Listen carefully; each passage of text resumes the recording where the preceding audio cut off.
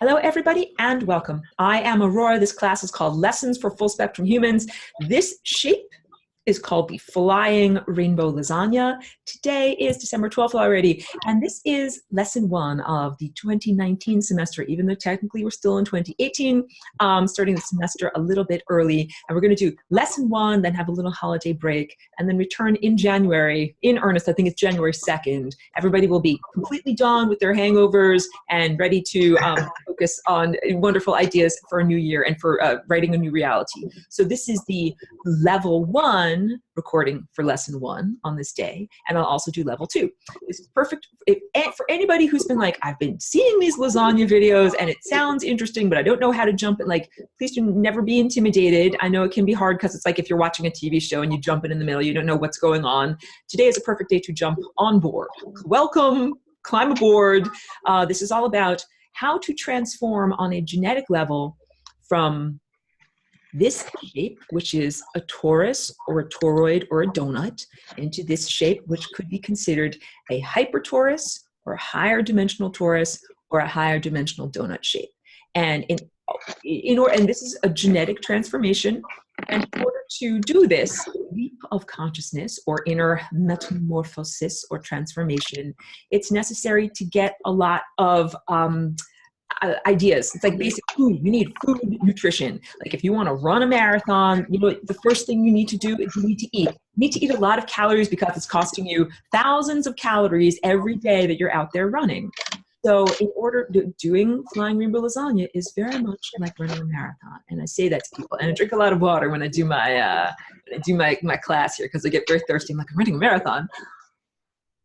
But running a marathon in the sense of soul migration, that we are moving from one level of perception and reality expression to another level of perception and reality expression. And that journey from this level to the next level is a marathon, and we have to keep going. And it is similar to the quantum leap.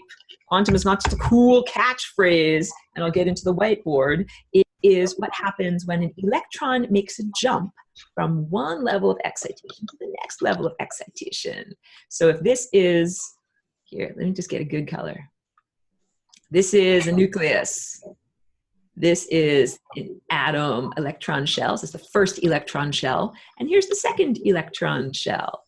And this little red dot over here is an electron. And the electron, in order to make what is called the quantum leap, goes from its position there on the first shell up to here. And then instead of being down here, it goes over to here. And this jump can only be done in one full increment. It cannot be done like, I go halfway there and then I kind of sit over here and wait 5 years and then jump the rest of the way there. No, it cannot be done in little tiny manageable portions like that. It must be done all at once. So in order to make that jump, what the little red dot does is it sits here in its initial position and it gets super excited. That means it eats a lot. It's like a person who's getting ready to run a marathon. Carbo load. And it's also like you and me or anyone else who's in this class learning a lot of new ideas. We need lots and lots and lots of energy, ideas. The ideas that we're learning is like food for our mind or our consciousness. And we also need pure energy, which is what sun gazing or, love ingestion is all about. And when you get enough energy in your energetic savings bank over here, then you're like, oh, I'm ready to make that leap.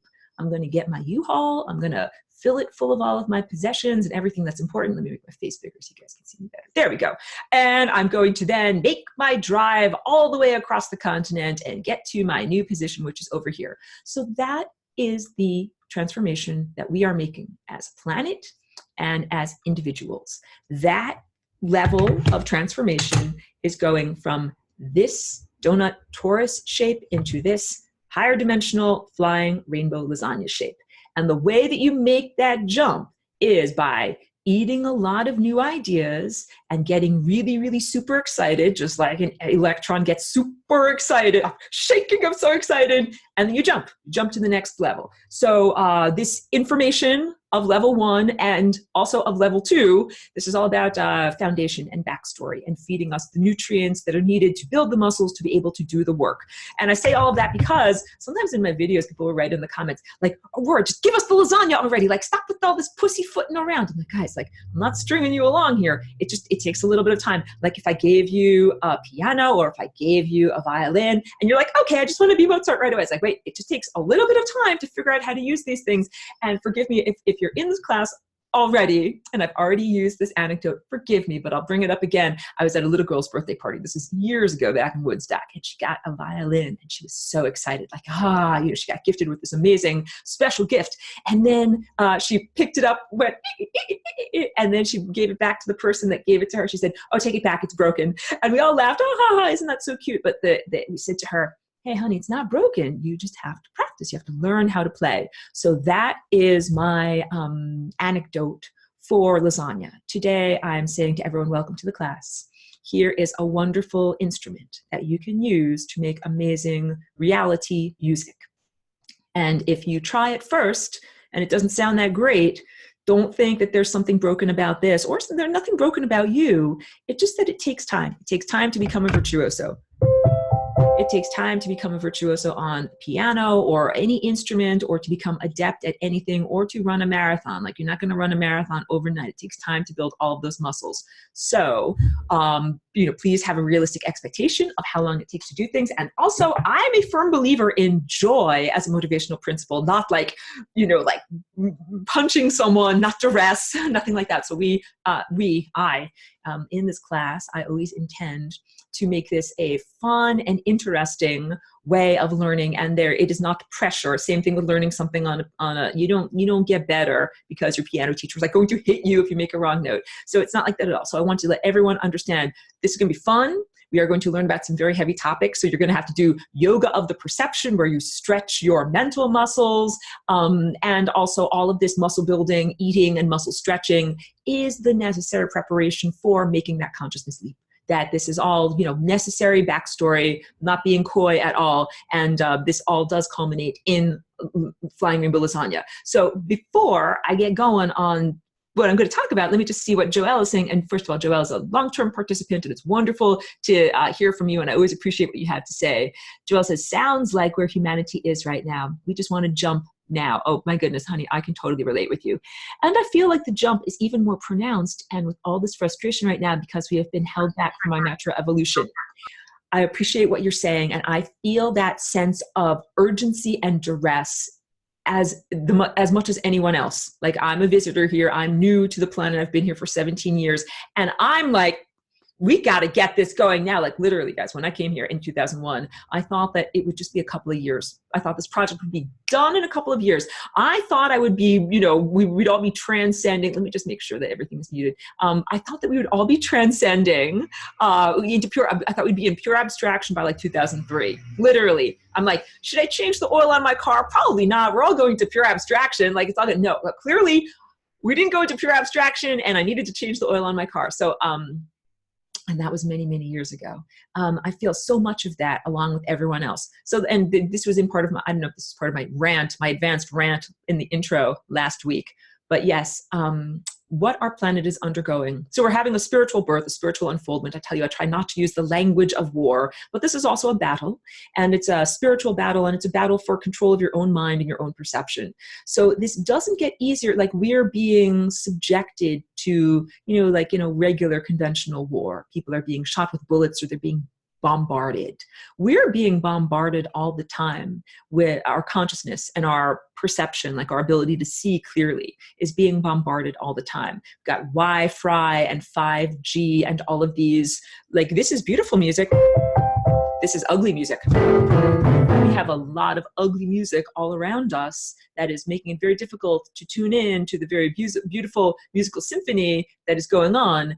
And I've not given physical birth, but I've read about what other women have experienced. And it seems like in birth, there is that moment when the mother that is delivering her baby is just like, it doesn't matter what the doctors and nurses say, like, you need to push, you need to get the baby out, like this needs to happen now. And so there's a big part of the birthing process and everything, that the mother needs to be respected. The mother is our planet, and the mother is us. Like, first of all, there is no distinction between our mother and her body and our body, our beautiful multicellular bodies. Like, her life is our life.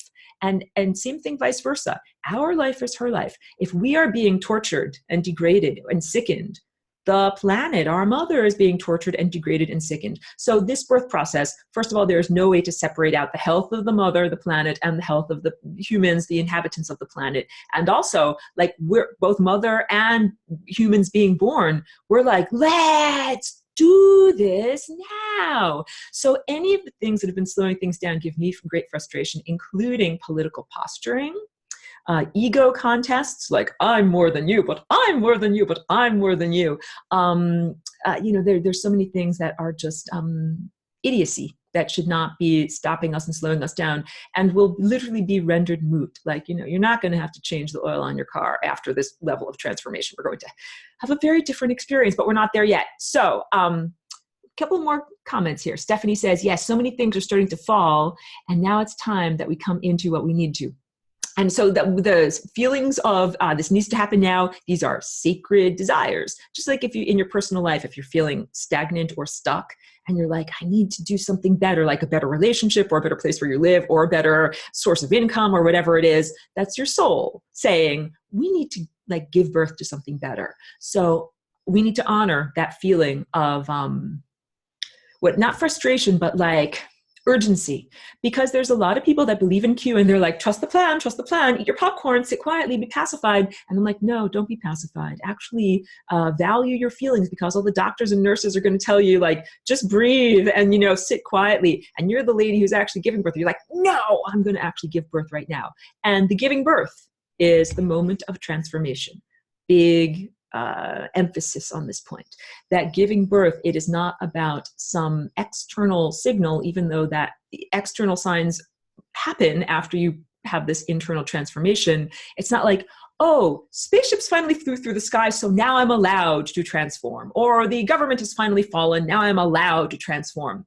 No, it's not like that. So once again, I'm saying you don't have to wait or get permission to flying rainbow lasagna or transform on an inner level by external events. It's not like you have to wait for the sun to send out some kind of a solar ray or something like that. No. So in order to do that leap from one level of excitation to the next level of excitation, you don't need the permission of a religious figure. You don't need a political figure to tell you that it's okay. You don't need any external authority figure to tell you that it's time or that it's right. And this is all about your personal, individual connection to the divine. I say this all the time, the divine. That is the great composer. Like Mozart wrote all of the music. Mozart was also the conductor. He said, tap, tap, tap, tap, tap, tap. It is time to play my music now. And that is what the divine is like. So, okay. And Hans also is asking a question. Hans, it is wonderful to see you. You've been in this class for a very long time. And I know it's not always easy to tune in because he's over there in Sweden. So thank you. And we got a lot of sunshine coming in my window. So I'm sending you some sunshine up there. He says, when we ascend, we are no longer in our physical body. What happens with the Earth's body when she ascends? Thank you for that amazing question. And it's actually a level 2 answer, but I'm going to answer it right now. So when we ascend, first of all, this is not the Christian rapture, and I wear a cross, but I'm not a biblical literalist at all. Although I'm not making fun of Christianity, and I find the symbolism of rapture, drinking, to be very beautiful and very poetic. Like, I want you to know, I didn't come here from another world to be like, blah, ha, ha, those idiots actually think you're going to float upward wearing a white dress and go into God's arms. I don't think that at all. I actually think it's a very beautiful analogy, not something to be taken literally. So this is not a leaving of the place where you are. It is a transformation, and it does transform and change, by definition, the context of the place where you are. Ascension means going from a physical, embodied, lower vibration state. And I said last week, lower vibration does not necessarily mean distorted. It just means a lower vibration, like that's a low C, and this is a high C. Our dense, slowed down physical bodies, that's not like, this is light, I'm pointing out my window. Light is going very, very fast. Our bodies and the matter of our bodies is not going very, very fast. It's been slowed down from its flight and smushed together and densified. And that's what makes our bodies, it's so excited. We're made out of slowed down light. This is fantastic. And what happens when we ascend is we go from solid directly back to light. And we don't have to do any of the intervening levels or layers of decomposition, death, decomposition, worms crawl in and out on your nose and they play pinochle, and then eventually all of your physical matter is released and all the energy and heat and consciousness is released, and then eventually you are just a bunch of heat and light. Or the same thing can happen in much more faster if you get cremated, right? Like you're dead, you're gonna take your body, you're gonna put it on a big fire, we're gonna poof and burn you all up, and you go from solid into plasma and light.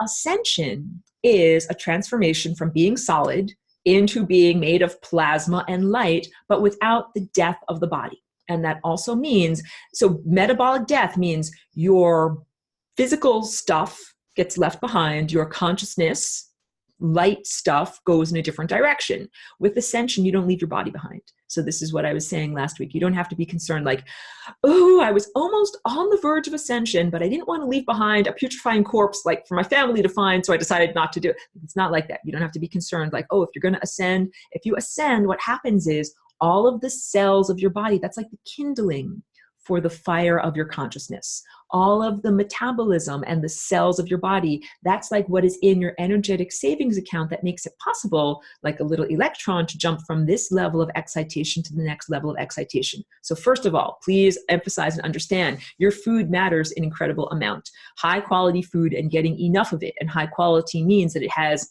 life force energy. It has minerals and consciousness and is grown organically so that the energy of the sun goes inside of it. And then you're able to actually refine that light. You have to have light in your food in order to feed your light body.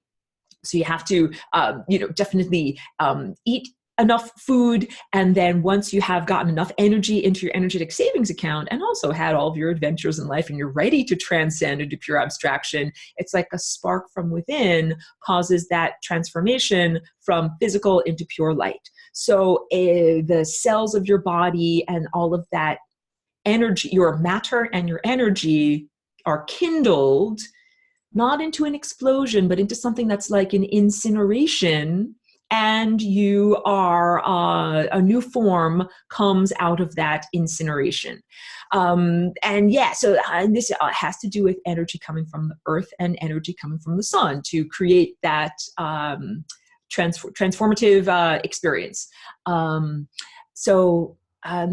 was your question about? I'm sorry if I lose my train of thought because I get going on things. So Earth, when she ascends, what's going to happen? She's going to, the ascension does not mean that you no longer have a body. It means that your body changes its format and changes by basic definition of what a body is. So right now we've got a body. I'm touching my body, and my body is made of matter. It's made of stuff. It's made of slowed down light. It's made of cells. And when I ascend, my body will still be made of matter, but it will be made of matter that now is moving at the speed of light. Everybody who ascends, and ascension is inevitable, and we'll get into that level 1. Let me read. Wait. Jen is saying something good. It's private. Okay, Jen, please tell me if I can share that privately, because I would like to speak about that too. And maybe in level 2. Let me get, and Stephanie is agreeing. Fruits, berries, melons, and veggies. Minerals and like these, the micronutrients, they're little tiny atomic like crystals. They're little tiny crystals that are in our food. A big part of that is what makes it possible for us to telepathically connect effectively to the stellar network and the light grids. So yeah, eating food. Okay, good. So Jen, thank you so much for that permission. She says, so many don't even have a clue about being connected. We need to infiltrate Q, like the QAnon movement, with FRL. I would absolutely love that. Like, I'm rather skeptical of QAnon because it's not something that is merely a research forum. It's not like just a lot of people that are getting together and sharing their individual efforts at researching things. Q also does give admonishments or excoriations trust the plan, trust sessions. Q controls behavior. If Q said to everybody, hey, everybody in the United States, buy a yellow vest and run outside and start to protest, people would listen. Like, Q has a great deal of power in the message that Q is sending. So Q, for a very long time, pacified the United States. For over a year, Q has been saying to everyone, trust. Next week is going to be so big. It's going to be so big. The arrests are imminent. It's so great. And I find that to be very deceitful. And you can't tell the truth with the lie. You cannot tell the truth with a lie. And that's why I'm highly skeptical of Q, which I think, could have initially been an actual insider, giving actual insider information, but by January 2018 clearly has been co-opted and is now utilized in order to bring a message of disempowerment, that Q is actually telling everyone, like, no, sit quietly and share memes. Don't do a lot of stuff. And unlike, we were just talking about this, the sense of urgency, like, we need to do this now. We don't need to just sit around reading things on the computer. We need to do this now. So, okay, let me switch tracks a little bit. I know, because I'm talking to everything that's over here. So yeah, so I would love it if Q said to everyone, yes, please learn about flying rainbow lasagna and begin to access that information, because this is the revolution. It's a consciousness revolution.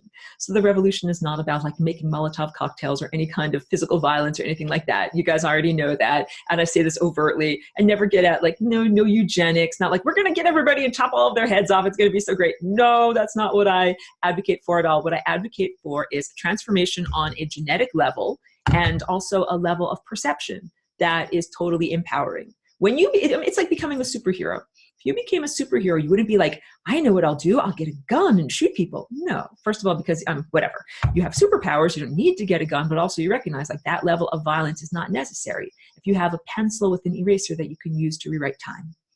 If you can rewrite time, you don't have to get a gun, because if someone's going to shoot you, you can be like, oh, I'm going to erase that from time. You don't have to shoot them to stop them from killing you. You can just erase that event out of time. So that is just a little bit of a appetizer to give you an idea of the levels of empowerment that come from flying rainbow lasagna, and imagine what would happen if everybody were flying rainbow lasagna-ing with their DNA. So let me move on to the actual presentation. Presentation is in conjunction with the recorded lessons for lesson 1, and it's basically all about these shapes and colors and proportions. So that's what I'm going to talk about. And in level 2, I'm going to talk about the actual patterns of energy as they flow around this shape and transform into this shape. So this is just like physics. Today we're learning about electrons and, atoms and the existence of the anatomy. And then in the advanced class, we will learn about how that anatomy actually behaves. So first, let me just go to screen share. We're going to do math. Don't worry, it's fun math. This painting over here is a very early piece. Let me get rid of this too. Music in the background. And get rid of this too. There we go. So this is a very early piece that I did. And let's see if I can annotate.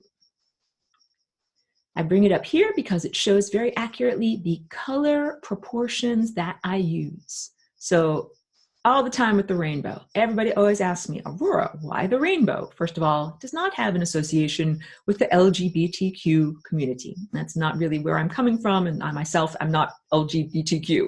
This has everything to do with light waves and also harmonics. So this has to do with the energy that is coming from the sun. The light and intelligence energy that is coming from the sun comes to us in the form of white light. So if you look at my face on this screen, behind my head, there's like a lot of white light on the ceiling. Technically, it is a yellowish green light from our sun, but we've calibrated our eyes to read that color that I'm pointing to with my little pointer as white. And you can recognize this phenomenon. It happens whenever lighting conditions change. So if you go to a parking lot that has pinkish sodium vapor lights and your friend is wearing a white t-shirt and you look at your friend's t-shirt, your friend's t-shirt's going to look pink. But you interpret it as being white because it is the whitest thing in that parking lot under those light conditions. So we similarly, our eyes have been calibrated that light from our sun is white, and then all these other colors are in relationship to that beam being the white color. And this is also additive color mixing. So if I'm mixing paint, that is subtractive color mixing. If I'm mixing light waves, then that is additive color mixing. And what that means is that all of these individual colors, like I've got red, orange, yellow, green, blue, indigo, and violet, all of those individual colors are like a recipe. And when you add all, like this plus this plus this plus this plus this equals, all adds up to white light. And just like making the recipe for a cake, we have to have everything in the right proportions. If I'm making a cake, the cake has like 2 cups of flour and then 1 cup of sugar. So if I'm making the proportions of reality, what I have is a big giant circle of red. I can't make my pen work. Red. Imagine it's a big giant circle that big. And red represents the physical layer of reality. That's the flour. It's the big part. It's the bulk of the cake is made of physical reality. And then half of that amount of physical reality is emotional reality. And that is what this orange circle is. So my pen is a little bit challenging to work with. The idea is you can see the sizes of these circles. So the red circle, would have a diameter all the way out to here. You can't even see it, it's so big. In all of my paintings, it's 12 inches, but that's just arbitrary because it allows me to make these proportions in whole integers. So in my painting, if I make red is 12, let's do math, everyone. What's half of 12? It's easy, half of 12 is 6. And what's a third of 12 is 4. And what's a fourth of 12 is 3. This one might be hard. What's a fifth of 12? This little guy over here, it's 2.4. And I'll show you my little 2.4. This is my little, I don't know if you can see this. I'll hold it all the way up to the camera. There you go. There's my little turquoise. I had one specially cut because all of the rest are in whole integers. So 2.4 for turquoise. This little one over here is 2 because what's 12 divided by 6, everyone? 2, it's 2. 12 divided by 6 is 2, and then the last one is hard, 12 divided by 7. So 12 divided by 7 is 1.68. I round up to 7. 1.68, 1.7. So what that means in this recipe of cake. So the recipe of cake is the recipe of white light. White light is consciousness that comes to us from the stellar network, and the nearest broadcaster of energy from the stellar network is our sun, our star sun at the center of the solar system, whose name is Sol. And as a brief aside, let me drink a bit of water. Someone wrote to me and asked me a great question. They said, Aurora, I'm reading all this stuff about the sun simulator. There's all this nano crapola sprayed in the air, like solar radiation management. They basically said that another teacher had said something about an artificial aspect to the sun and the light that we're receiving on our planet right now. Why should I sun gaze? What should I do? Where's the real sun? Is the sun real? And people have said other things about the origins of the star in our star system. So really good questions, and thank you for saying that. So here's some clarity that I can bring to this. Yes, there's all sorts of things going on in our solar system right now, including the transit or interpenetration of extrasolar bodies through our own solar system. So sometimes I'm seeing pictures of rainbows because people send me pictures of rainbows all the time that aren't the regular rainbow, and clearly there are 2 light sources. We have, one rainbow, and then there's a reverse, or it's a differently angled rainbow that comes from a different light. Two different rainbows means 2 different light sources. And I'm not just talking about the ordinary reversed double rainbow. So we have extrasolar bodies that are transiting through that are affecting the light that comes, and not only light, but other frequencies and vibration, including infrared. Infrared is not light, it's heat, but we're feeling that, and I'll tell you about my experience in the summer. There's a sun simulator. The idea that our sun is at times dimming and that there is an artificial space-based reflector or giant light bulb that is giving us light. And I think that there's truth to that too, because I'm seeing a lot of video and photographic evidence of that. And then, there are also particles blocking out the sun. All of this in order to say that you can still connect directly to the sun and the stellar network. We do have a real sun that created our planet and created all the life that's on all of the planets here. That's like, that I can definitely affirm for you. So it's not like there's a fake sun. There's always been a fake sun. No. There's a real sun. And you can connect with that real sun even if you can't see it with your physical eyes. So that is big. When I lived up in a very cloudy Humboldt County, I was not able to see the sun a lot of the time. So I had to somehow find a way to do my sun gazing, even if the sun wasn't sun. Now I live someplace where it's beautiful and sunny. It's why I moved here. So to answer, and for everyone who's new to the class, when you connect to the sun, we're using our inner eye, our insight, this tendril of attention not your physical eyes. So I teach everyone, you don't have to use your physical eyes to stare directly at the physical sun. It's not about the physical light, it's about the light of awareness. So I can connect with the sun even on a cloudy day. I use my inner eye to connect. I go beyond the limits of physicality. So you can imagine that you are flying up above the clouds and able to connect with the sun. I have a crystal, I charge the crystal with sunlight and then put the crystal in my mouth on cloudy days. There's different, tools of the trade that you can use to understand, but the point is you can connect at night. I can sun gaze at night. The sun is on the other side of the world. It is being blocked out by our own planetary body, but it still is in existence. So I would urge everyone to connect, when you are connecting with the sun, connect like when you do a Bluetooth connection with your computer. I'm not a transhumanist. You're connecting your mind to the stellar network and to the sun's mind. So it is not about the physicality, and you don't have to be so concerned, like, can I still sun gaze if there's schmutz on my windows? Yes. How about if I'm wearing sunglasses? Yes. How about if there's clouds? Yes. If there's chemtrails? Yes. All of these things. So yes, you can sun gaze. It is about getting direct nutrition, getting direct energy, getting all the energy that you need in your energy banks to make that jump from one level of excitation to the next level of excitation. So energy and awareness comes from the sun in a recipe. And that recipe, I'm going to go through it now with you, is the rainbow. Roy G. Biv, red, orange, yellow, green, blue, indigo, violet. Each one of these colors represents a level of awareness. I should move the chat so that I could see if anybody is saying anything important over here. Hold on a minute. I'm going to move this chat up down. And if I can move things. Okay, I can't move things. That's okay. Oh, okay, there we go. That's what I'm trying to read. Thank you for understanding. Let me move this thing aside so I can see.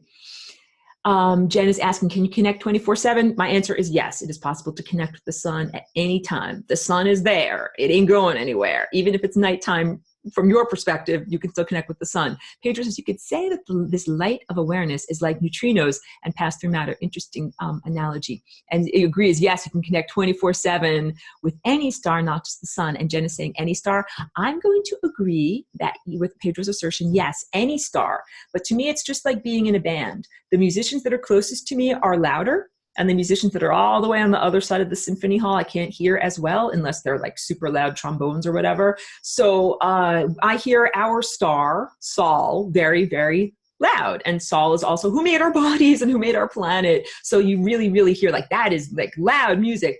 And then there's other players too, and I can hear them too. So yes, and you can connect with stars even during the daytime. They're still there, but it's like there's some very loud trombones that might be playing very close to your ear. So in this recipe for light from the sun, go through this very basic, very quickly. Red is the physical layer, and that is light that has been slowed down and made into matter, mushed together into matter. It's going slower than the speed of light.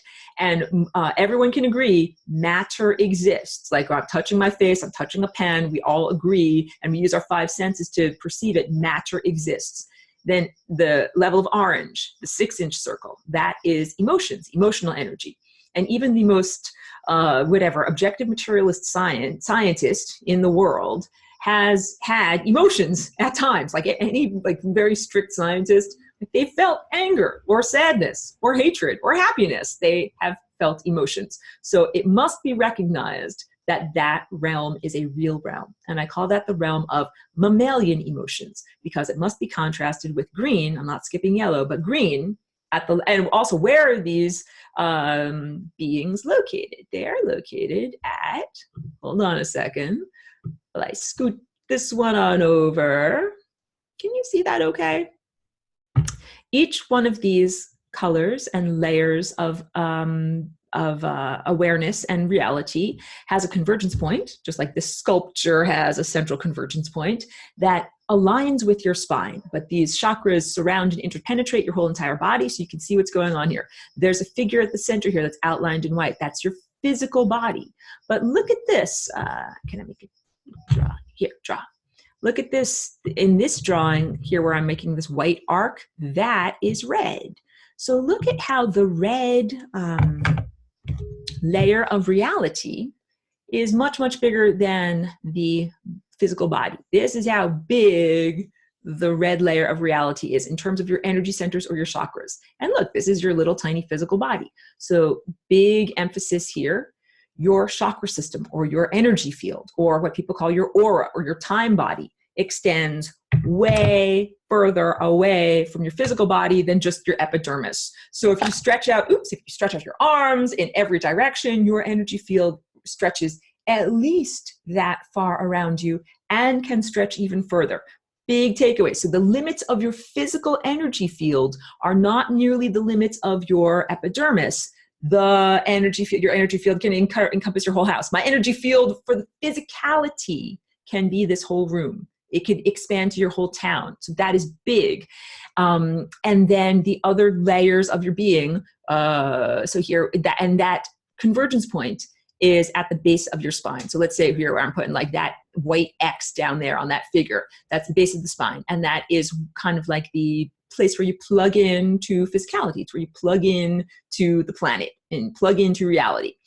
And so science recognizes the physical world. Scientists must recognize the mammalian emotions. They've experienced them, but those emotions are like the somewhat slowed down and moderately distorted versions of unconditional love. So unconditional love is, well, wait.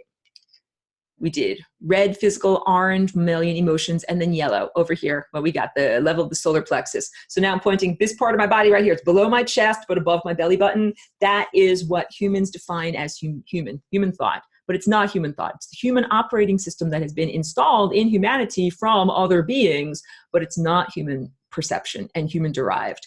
But it is human daily waking consciousness, or the daily waking intellect, or how we define ourselves, or ego. And there's a lot of distortions at that level of ego. So up from there is unconditional love. This right here, unconditional love. And that is at the center of your chest. And it is a tone. Let me show you on the piano. Unconditional love is a tone. It's a tone. Unconditional love is not a romantic ideal. That romantic ideal is at the level of orange, which is mammalian emotions, where it's like, I love you, I hate you. I want to hug you, I want to kiss you, I want to kill you, I want to eat you, I want to bite your face. It's the things that, it's also, this is what motivates reproduction. If you look at where, here, down here, look, this is where the convergence point of orange is, where I'm making that big spiral, and that's in your reproductive centers. So the mammalian emotions are sacred and divine in the sense that they motivate our mammalian reproduction, and like who you're attracted to, who you're repulsed by, and also in the sense of mammalian community, like who's going to help me to lift this big rock? I got to lift a big rock. Got to get some friends to help me out. Like this is big. Pedro's asking what other emotions are related to the other musical notes. Oh, and we'll get into it. Remind me for that's a level 2 question. I'll get into it. Unconditional love is a tone, not something like I want to hug and kiss and have sex with and procreate with feeling. It is because you can have a feeling of unconditional love for time, and time does not have a penis or a vagina or any way to procreate with it. All right. So unconditional love is that we could call it cosmic, universal love that is not about merely being in the mammalian container and the desire for procreating. And the way that you express love with the cosmos is an equal giving and receiving. So I say, when you are moving through time at exactly the right rate, like let's say you're this little tiny dot and you're moving through time, if you're going at exactly the right rate, and that's the note that you make, because you're not grasping at the future, and you're also not being held back by the past. So you're like Pac-Man or Ms. Pac-Man, just going along, chomping one moment per moment, and that's exactly how fast and the way in which you're supposed to move through time. You're supposed to move through time at one moment per moment and not be dragged down by the past and not be grasping for the future. It's being completely embedded in the moment now. That is making love with the cosmos. And so for a great deal of human history, the definition of what it is to be human. Here, let me clear everything out. Clear all my drawings. And go to a better color here. For a very long time in human history, the entire definition of what it is to be human was pretty much a physical body with mammalian emotions and a thin covering, a thin smear of human waking intellect on top of that. And maybe if you sat on a mountaintop and meditated all day long for many years, you would get to this green line that I'm drawing according to humanity, which would be like the pinnacle of the ultimate cultivation of your human consciousness. And that's how it was, like, for many thousands of years. But if you look at this entire apparatus that I'm showing you here, this whole everything, the green line, that is actually at the center. It's the pivot point. It's the middle of the seesaw. It's not the pinnacle. It's the middle, because you still have all of this stuff over here to be exploring. And all the stuff that's in the green arrow upward from unconditional love, I call fulcrum. Thank you, Jen. That's the word I was looking for. I call the higher faculties. So everything unconditional love and above are the higher faculties. And for a very long time in humanity, that was defined as either your higher self or something completely other than self. But I'm trying to tell you, no, you're a full spectrum human. That's actually you. And it is comprised of, this is your unconditional love, which is like a foundation of the pyramid. And then on top of that, let's get the right colors here because it matters. This turquoise over here at the level of your throat, that's communication. And signals come from up here and move downward through here, but signals also come from down here and move upward from here. So in order for these signals to come from higher dimensional, less dense realms into denser realms, or vice versa, they've got to go through language. It's like kind of saying, if I want to give you something, I want to give you a gift, I want to give you this lasagna for Christmas, I got to wrap it in wrapping paper. And wrapping it in wrapping paper is like wrapping a concept in words. If I want to give you a concept, I got to wrap it up in a bunch of words, and then I can give it to you using the filter of language. Let's say I want to transmit this concept to higher dimensional, less dense realms, divine, cosmic level, not human daily intellect level. But it's filled with words. How do I transmit this thing that is filled with words up there where they don't use words? I have to unwrap the present and send them the present without that, all that wrapping cardboard on top of it. That is what happens here, the level of communication. So signals come from higher dimensional, less dense realms, and they come in here, get a good color. They come in higher dimensional, less dense realms, right? Come in through the top of your head. And then they begin to circulate down in level 2. I will show you the exact pathways and patterns through which they circulate. So right now we're just learning circulation. In an hour, we will learn how they actually circulate. This consciousness, this intellect, comes from the higher dimensional, less dense realms, comes in through here. That's like the plug where you plug your computer in. And then it comes into this dark blue energy center that is the eye of insight. And that is, here I'm making a big blue line over here, that's part of your higher faculties. And that's your inner telescope, and it's also your inner microscope. It is your attention. It is a literal tendril that reaches forward from your, the front of your head. That tendril reaches forward kind of like an elephant's trunk, or like a very, very long nose, like a long Pinocchio nose. And whatever it touches on, it learns about, whatever you're touching. So if I want to get information from the sun, I send my tendril of awareness to the sun, touch on the sun, and I learn all about the sun. And I learn information and energy. I eat the sun. And this is not, it's a two-way street. It's not just a one-way street. So let's say if the sun wants me to get ideas and energy, these ideas have to come from the sun up here, come down through my crown chakra, circulate through my insight. That's how, it's like my mouth. Food has to come in through my mouth. And then where does it go? It goes through my throat. That's this down here. And it is clothed with words. It's an abstract concept. It's an abstract concept that came into me from the sun.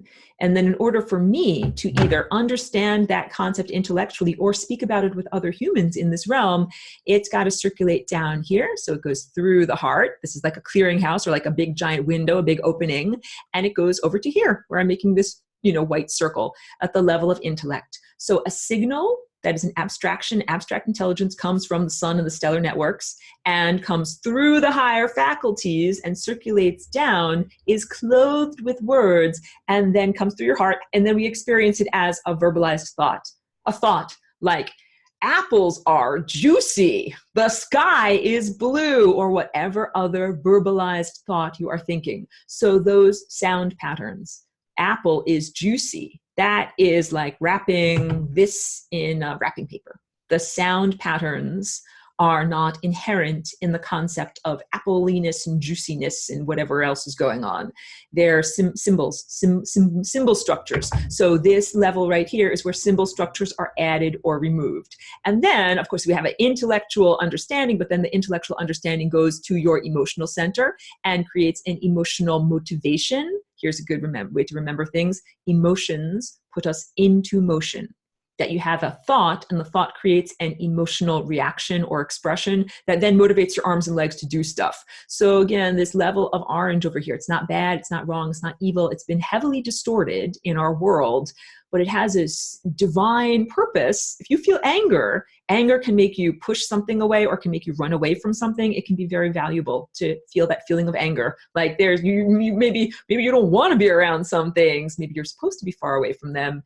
Anger can be like the jet fuel that makes you go away from them. And so there's an emotional reaction, or emotions put us into motion, and then that emotional impetus is expressed through the physical. And here I'm making just like a big giant scribble. This whole area over here is the physical. Your emotions then have an impact in the physical. So this is what I'm drawing over here. This is your chakra system.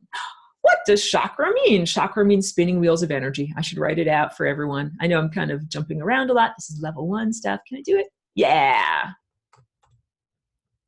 Chakra, this is from Sanskrit, Indian language of the Far East, and it means spinning wheels of energy. And I'll show you more pictures of spinning wheels of energy. Hold on a sec.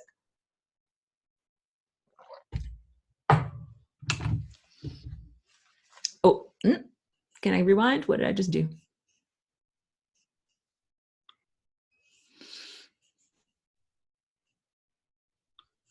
Oh wait, maybe this one might be easier to see. Spinning wheels of energy.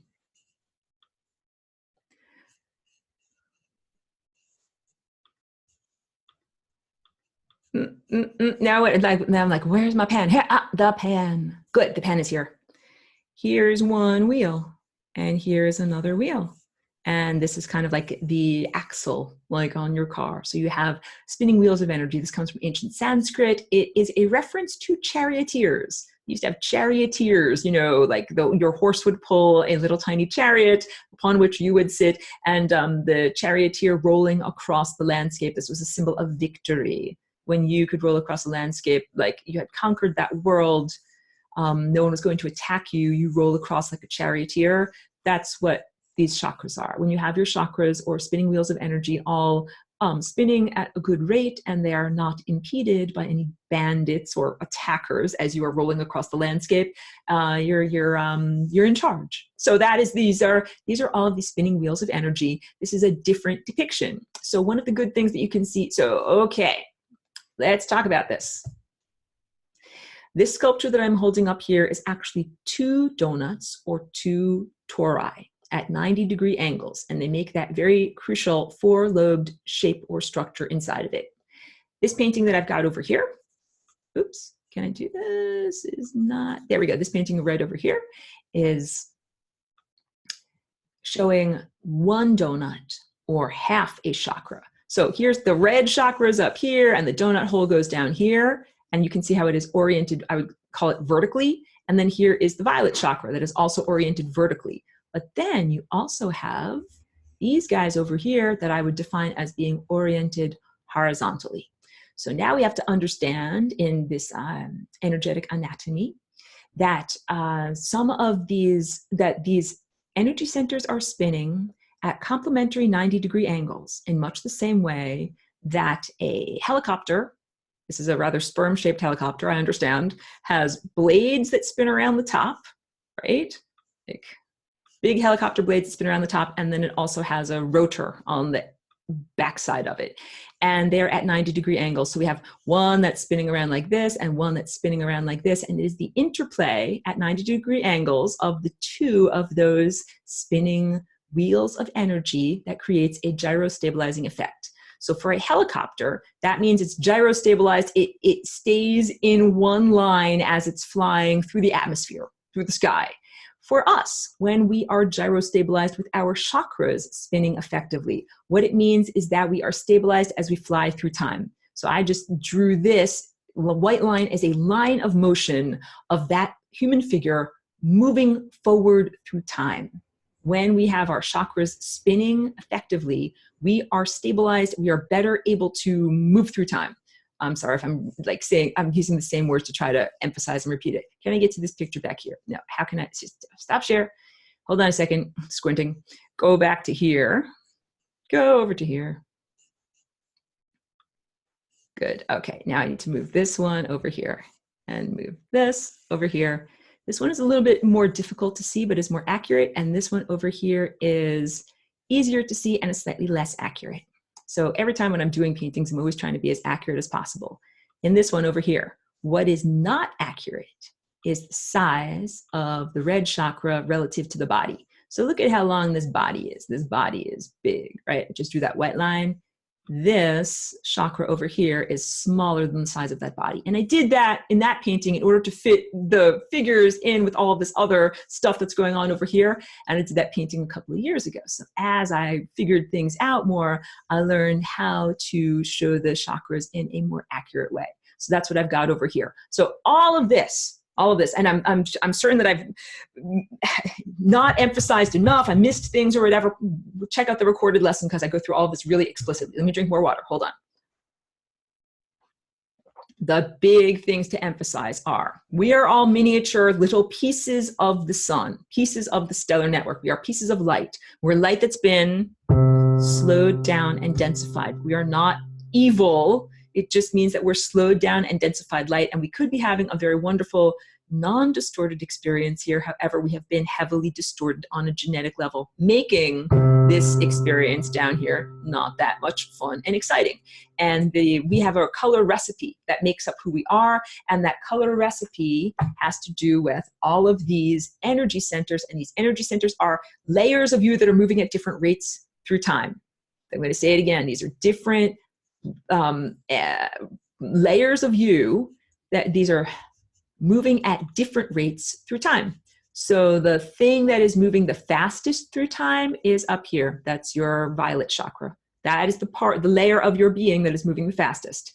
And then slightly less fast, slower, until we get to your physicality. Your physicality is the aspect of you that is literally moving the slowest, vibrating the slowest.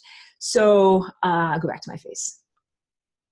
And I think that that's like good, a good beginning understanding, because this is all defining terms in math. When you have an equation, a plus x equals 32. You have to define what is a and what is x. So in all of these things that I'm showing you, in all of these paintings and all of these diagrams, I have to establish terms. What am I even showing you? So recap. Red is the physical level, orange, mammalian emotions, yellow is daily waking intellect, green is unconditional love, light blue is the communication center. It's where abstract insight gets clothed with or taken away from symbol structure. Insight is pure understanding with no symbol structure. That is big. That's your true mind. This is your insight. Your ability to perceive beyond words. Words are totally unnatural. They are wrapping on the gift, wrapping on the gift, and they're not what you actually need. What we actually need is the content inside of the wrapping of words, and that is our insight.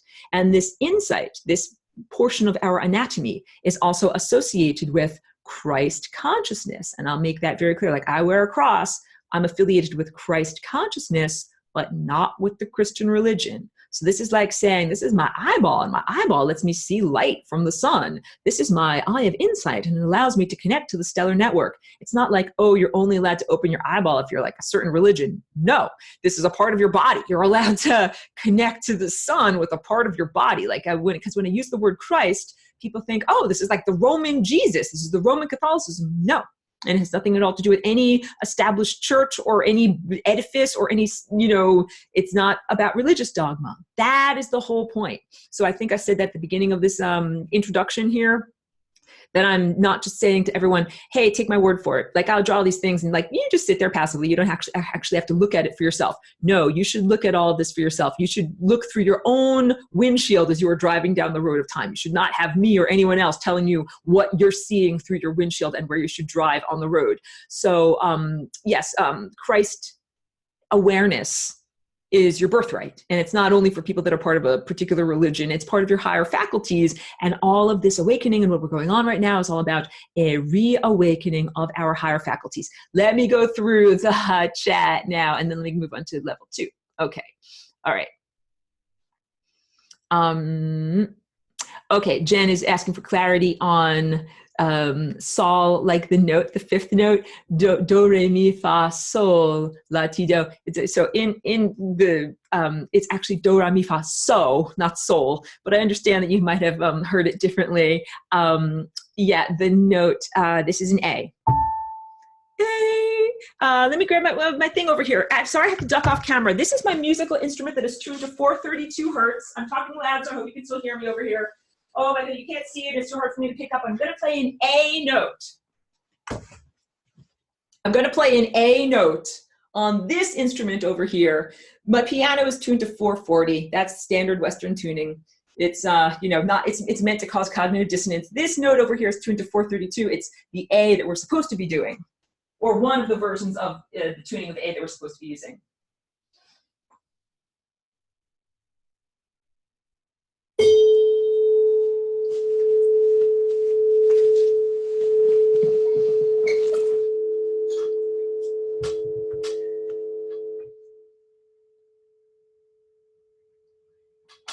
So that note is the note of unconditional love. And again, there are different calibrations. Like we can do different, I have a whole teaching all about harmonics. We can do a different calibration. The issue with 440 is that it's not a divisor of 8. So our brains feel cognitive dissonance when we are hearing it. I'll get more into that. This is a good question. Pedro wants to know what other emotions are related to the other musical notes. So when I say that A note is representative of unconditional love, it's like getting the green thumbs up. It's like when you are moving at the right rate, you will emit that tone, but it's not necessarily a tone that we hear with our physical ears. So, and I would say that unconditional love is the primary emotion of everything. That all of these other emotions are refinements, or like what you can do with unconditional love. You get them from love. So let me just,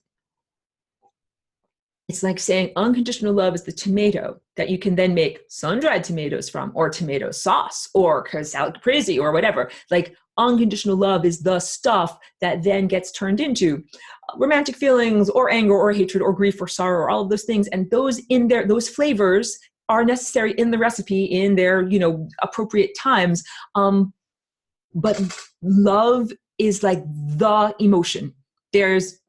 And when I say that, because love has so many different meanings and interpretations in this anthropomorphic time, I don't want my words to be misinterpreted. Take the wrapping paper off and look at what is actually inside of the box.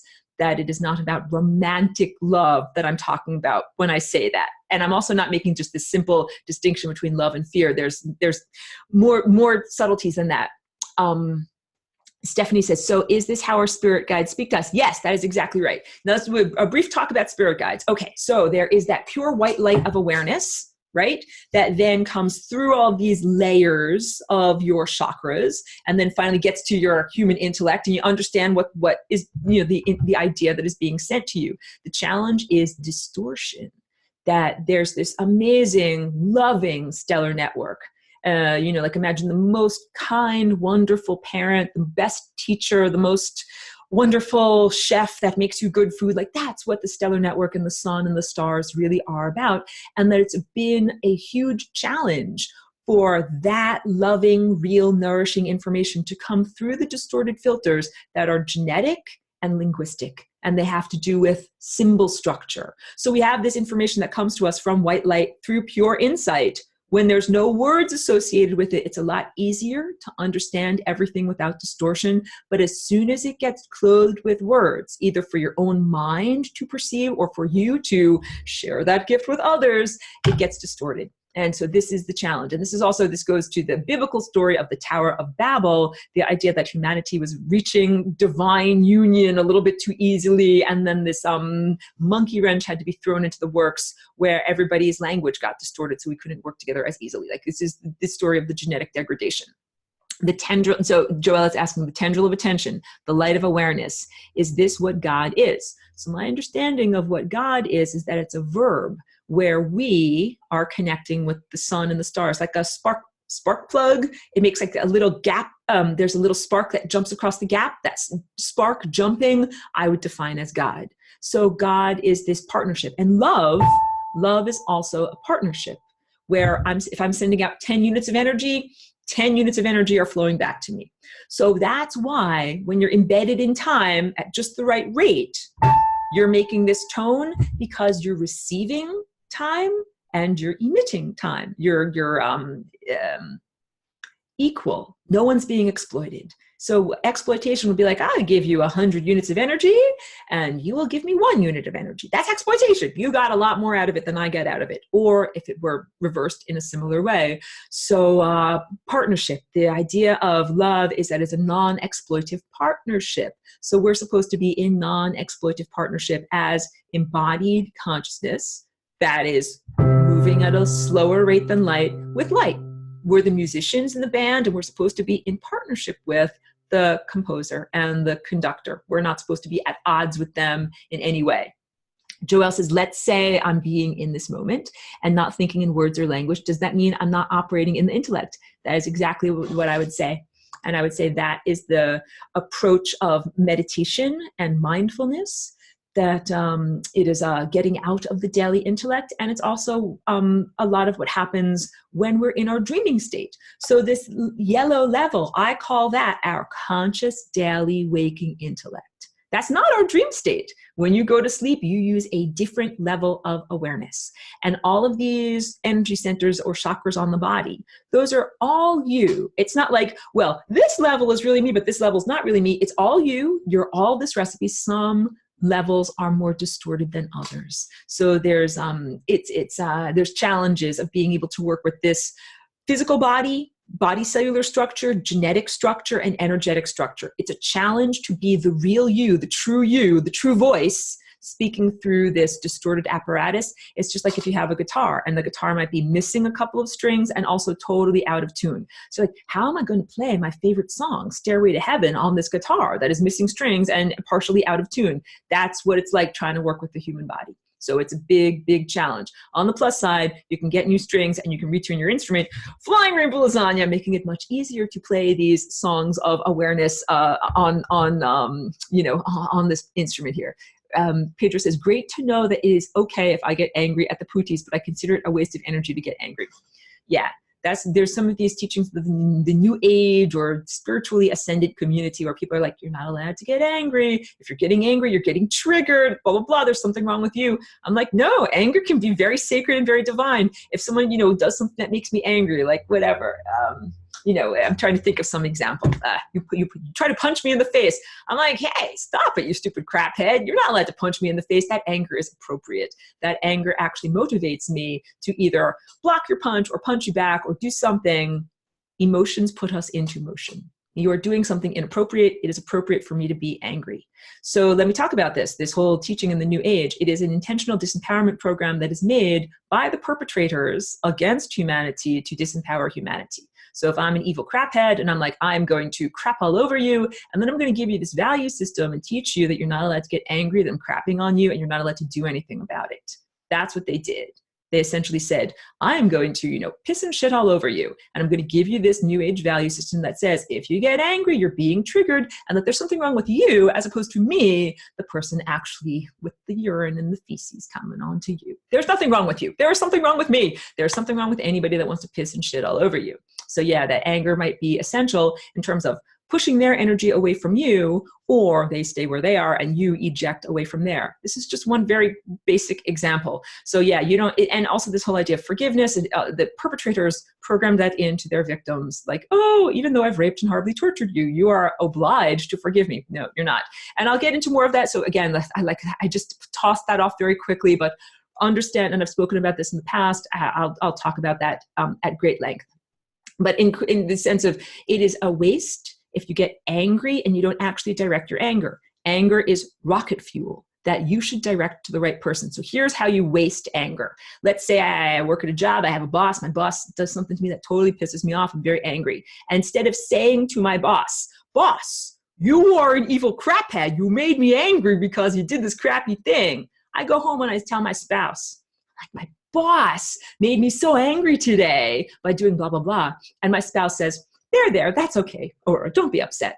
And that energy melts away. I didn't actually say what I needed to say to the guy that needed to hear it because of the economic structure here that says you will lose your job if you tell your boss he's an evil craphead. So that is a waste of anger. And so then you get into social politics and how do you, express things. But the point is, if your boss is making you angry, maybe you're supposed to eject. Maybe that boss is supposed to eject out of there, or maybe you as an employee are supposed to eject out of there. So I don't know if any of you have ever had this experience, but when you stop editing what you say to your boss, then you go where you naturally would go if you hadn't stopped that energy from coming out of your mouth, right? Energy is very powerful in controlling reality. Okay. And Joelle is agreeing with you. She says, "Agree, Pedro, although I think anger can be a necessary fuel for people to spring into action." That's what I'm saying, and I would encourage everyone to spring into action. Joelle says, "Aurora, can you explain more about how the cross symbol represents Christ consciousness?" So the cross symbol is actually something that we see, an equal armed cross, or let's hold this really, really, really close to the camera. Here at the center of my screen. Here's one arm of the cross and here's the other arm of the cross. And this central vortex area over here, sometimes it is known as like the cross of the Crusaders. You know what I'm talking about?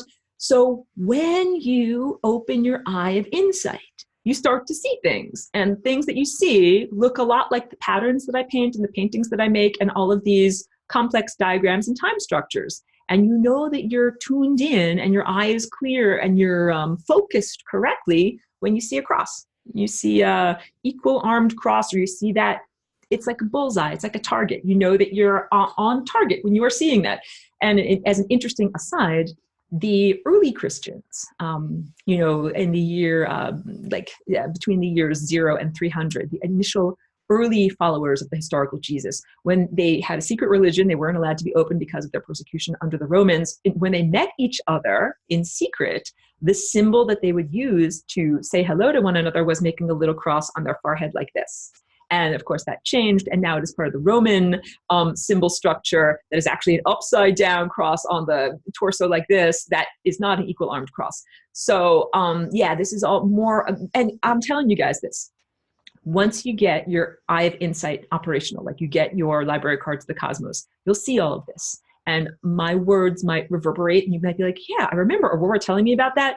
But it's like if I describe chocolate or strawberries to you, but you've never had them. When you actually eat them, you'd be like, that's that creamy sensation that Aurora was describing when I eat chocolate. But it's like, there's no way that you can get you got to have that experience firsthand. So I'm telling you, yeah, when you open your eye of insight, you're going to start seeing the cross. You're going to start seeing all of these, the language of vibration. Like you will have the sense that you're in a library that's filled with information. You just need the proper enzymes to unlock all of that. And then you begin to, get the language teachings. So yes, you will see all this firsthand. Don't just take my word for it. You'll definitely see it.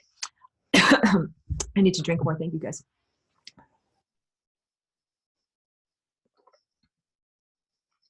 And I agree with what you're saying. Salu says, yeah, sometimes it's also necessary for a lot more than just simply fueling people into action. Structure matters. We have to have more than just unstructured, flailing about. I agree. Pedro has a wonderful comment. He says, so unconditional love is like the optimal frequency. Yes, you have put that into wonderful words. Sometimes it really helps to have someone else say things in a more succinct way than I do if my words aren't so great.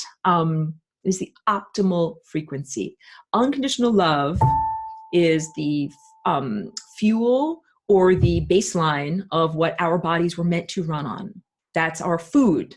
And it's also the operating system for our entire bodies, time, the time field itself, consciousness, and divinity. It all runs on love. Love is like the gasoline that makes things happen. Love is like the language that is used. Love is the food that sustains the body that is moving through time. So really good vocabulary word of saying it is the optimal frequency. Jen was asking, what do the other notes represent? I'll go into more harmonics later. Salu says, isn't going beyond the consciousness mind delving into the superconsciousness the true definition of going beyond the distorted yellow chakra mind? Yes. Yes. I totally get, you're completely right. Yes. What we want to do is get beyond the levels of the intellect, which are constructs. That's not your natural way of thinking. Get beyond the construct and into our true mind. And the way I define and experience my true mind, remember, it's not this daily waking intellect. It's when I'm doing my paintings, when I'm doing these paintings, I don't have to verbally think, use a 2-inch circle, pick up the red pen. I'm doing it all way beyond language. And similarly, when I'm playing, I don't think, F sharp, G minor. Like I'm not thinking on that level. I'm hearing notes and I'm responding to them. And I'm not like a basketball player or anything like that. I don't pretend to be at that level. And it's like being a basketball player. Like if you are trying to, get down the court and trying to make your basket, and there's all these different stimuli that you have to respond to. Like there's that guy over there and that guy over there and this thing happening. And you're doing all of these complex calculations about how you need to move and how you need to move and how you need to hold the ball. That level of thought, it's faster than our verbalized, our verbal mind, our human intellect is very clunky. It's like, first I have to do this, then I have to do this, then I have to do this. And it's actually, for me, a challenge.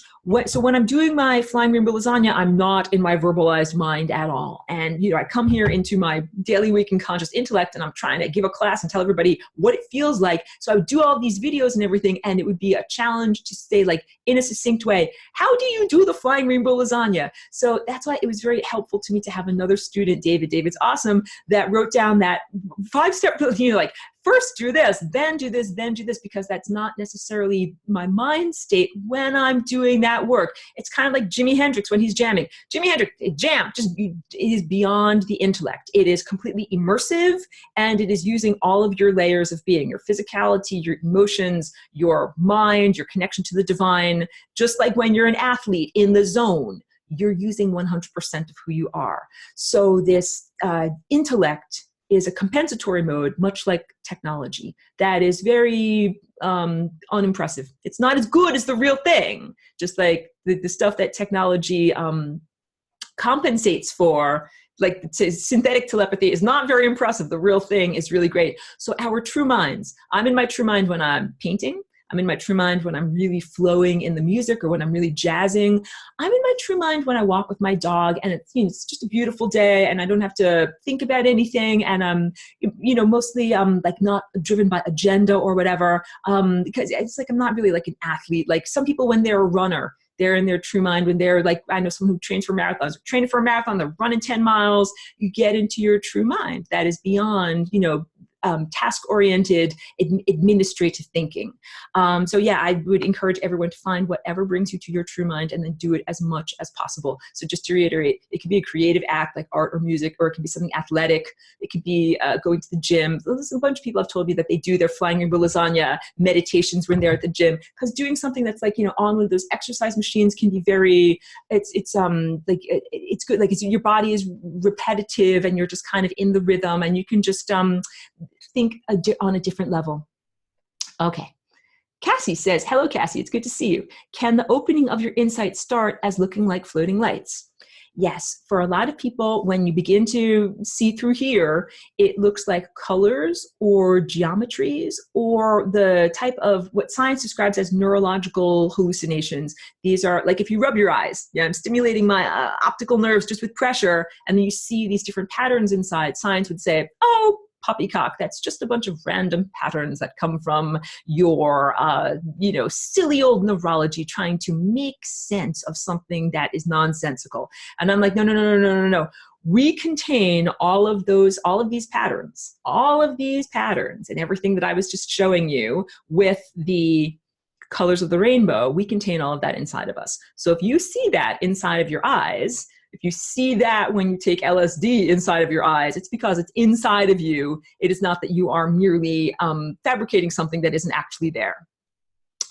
Joel says, wow, that gives the whole crucifixion of Christ on the cross a whole new meaning, and how it's been taken literally and perverted. Yeah, huge yellow caution flags on everything that's the official story of Christ and the official story of Jesus. So again, I would encourage everyone to awaken their own higher faculties and then have a direct connection. Don't just take my word for what the experience of eating chocolate or having Christ consciousness is like. Go there. Have the feeling, see what the real feeling is. And a big takeaway is like when I connect with Christ consciousness, I feel a feeling of love in my heart. So this tone, I also feel it when I'm experiencing it with other consciousnesses, and it feels like a sweet aching in my chest, and sometimes brings tears to my eyes. And that is an essential, like if there's one takeaway, remember that as a litmus test, because there's all of these imposters in the non-physical realm, and they'll be like, I'm an angel, I'm an ascended master, I'm very loving, blah, blah, blah, I'm Jesus, I'm going to tell you what to do. You're like, fantastic. All you have to do for me to have a conversation with you is just give me a feeling of love in my heart. And it would be like, you know, if I really feel that, then I'm like, yeah, we'll be in a conversation with you. But if that feeling is not present in the conversation, I will not have any conversation with either a human or a non-embodied human. That should be the litmus test. Let me drink more. And I had to learn about that. I didn't know there were so many imposters and that they would all pretend to be, I'm loving and I'm great, but they're not really loving and great. So you have to check their nutrition, check for their nutritional ingredients, read the ingredients before you talk to these different spirit beings. Okay.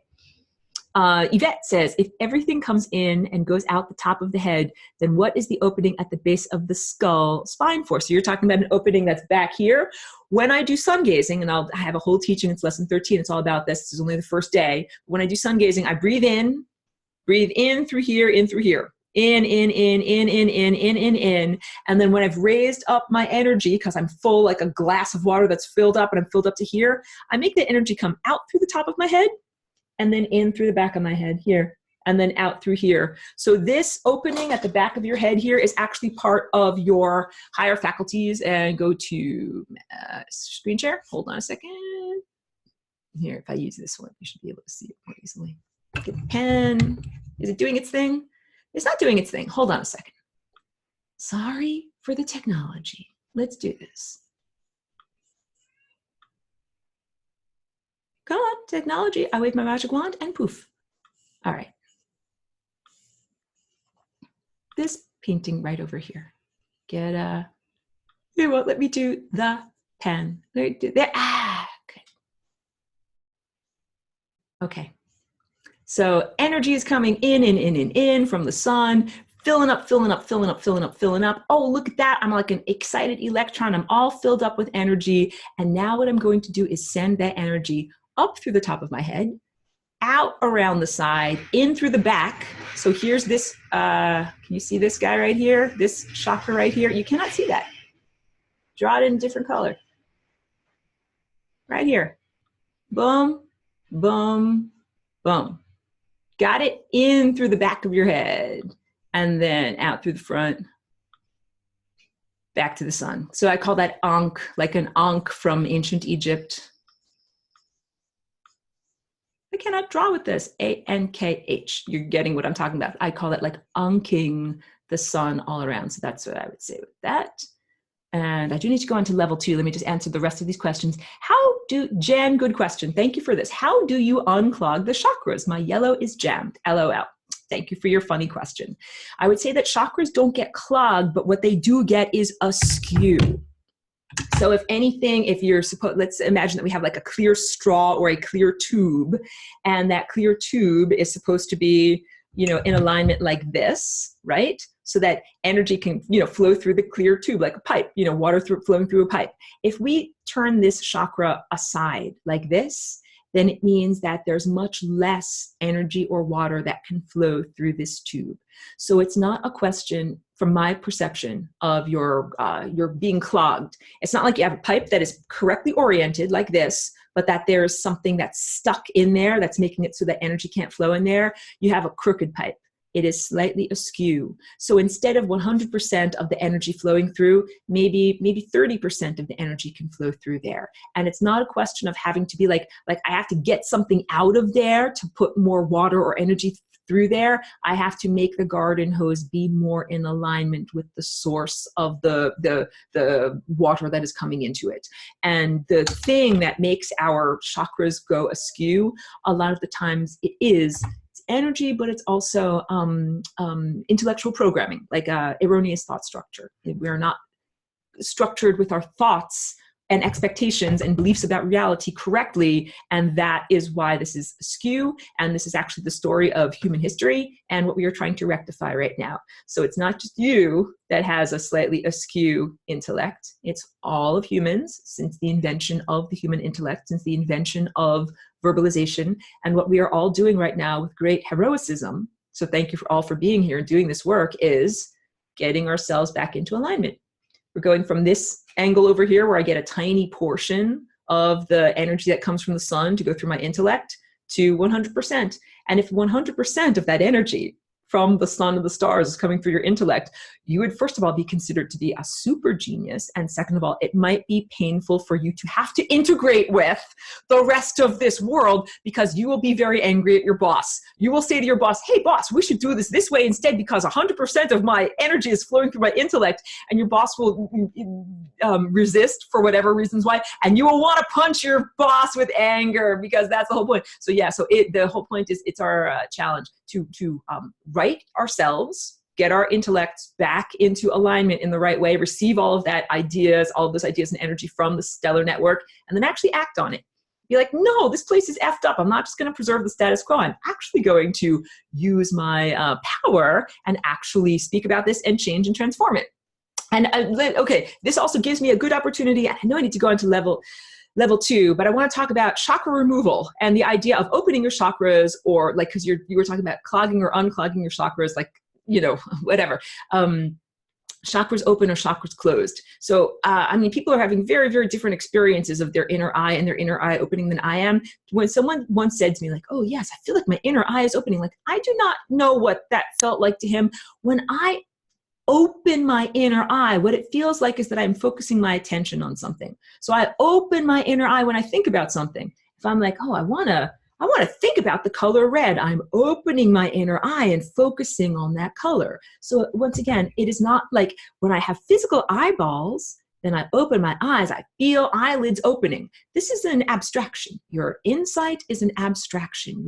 Your chakra of insight is an abstraction. So it's not like you have a physical eyeball in your forehead that then has to open up and you feel an eyelid opening up and then you're seeing these wonderful kaleidoscopic visions. That is not my experience. And I don't want to dictate other people their experiences, but I will say, like, so I think maybe people are thinking of chakras being like a flower that opens and closes, or a doorway, like a little cabinetry that opens and closes. That is not how I perceive them.